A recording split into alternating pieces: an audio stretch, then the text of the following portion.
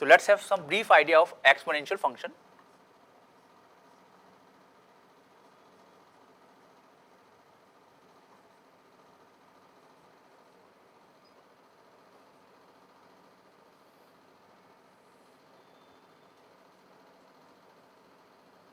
That is y equal to a raised to power x. यहाँ पे a है, इसको हम 0 से 1 यूनियन 1 टू इन्फिनिटी में लेते हैं, इसको हम बोलते हैं बेस.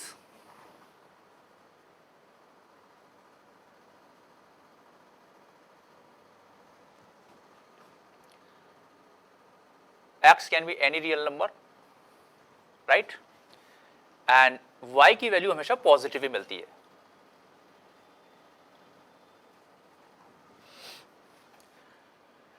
इसका ग्राफ यदि हम बनाएंगे तो दो केस में ग्राफ बनता है इसका.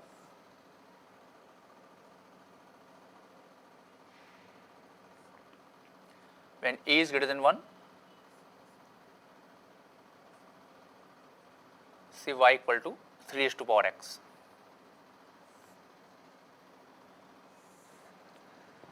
तो हम इस पर चेक करेंगे तो जो वैल्यूज हैं वो हमेशा हमको इंक्रीजिंग ऑर्डर में मिलेगी. 0 पे इसकी वैल्यू 1 आएगी, 3 raised to power 0 is 1, 1 पे 3, 2 पे 9, 3 पे 27, -1 पे 1/3, -2 पे 1/9. So we can observe that जैसे जैसे हम x की वैल्यू बढ़ा रहे हैं y की वैल्यू भी इंक्रीज हो रही है. So shape of the graph will be like this.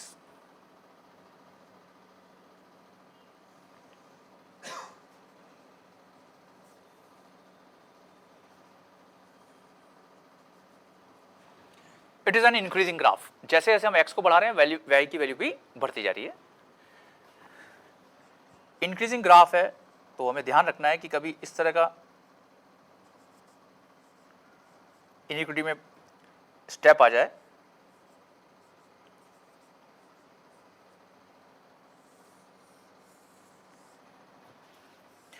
If 3 raised to power a is greater than 3 raised to power b, this implies a is greater than b. यदि exponential value भी LHS की बड़ी है तो exponent भी LHS का ही बड़ा होगा. वो हम यहाँ से क्लियर है कि जैसे जैसे हम x को बढ़ा रहे हैं y की वैल्यू भी बढ़ रही है, right. So 3 raised to power 2 is greater than 3 raised to power 1 implies 2 is greater than 1. यदि बेस 0 से 1 के बीच में है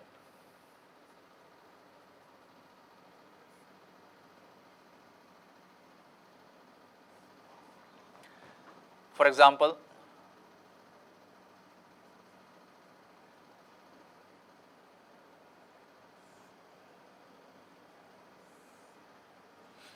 तो इस केस में ग्राफ जो है वो डिक्रीजिंग आएगा.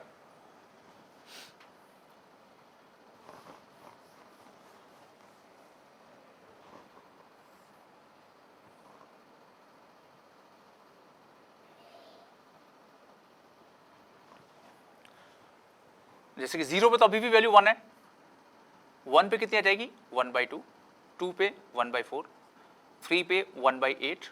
तो वी कैन ऑब्जर्व दैट जैसे जैसे x की वैल्यू बढ़ रही है y की वैल्यू कम होती जा रही है. -1 पे 2 आ जाएगी, -2 पे 4 आ जाएगी एंड सो ऑन. तो इस केस में ग्राफ की शेप कुछ इस तरह से आएगी.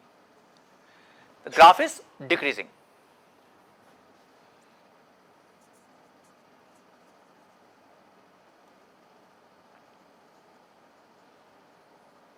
और डिक्रीजिंग ग्राफ के केस में इनइक्विटी का साइन चेंज हो जाता है.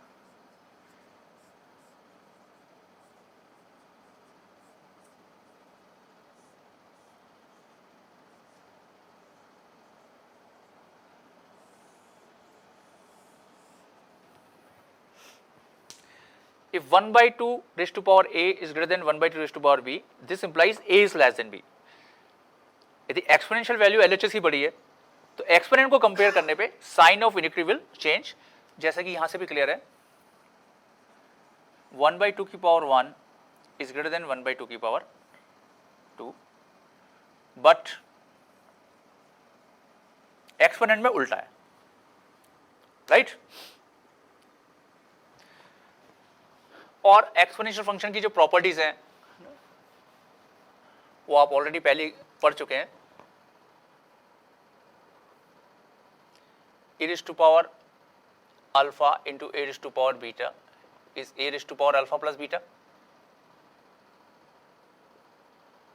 A raised to power alpha upon a raised to power beta is a raised to power alpha minus beta.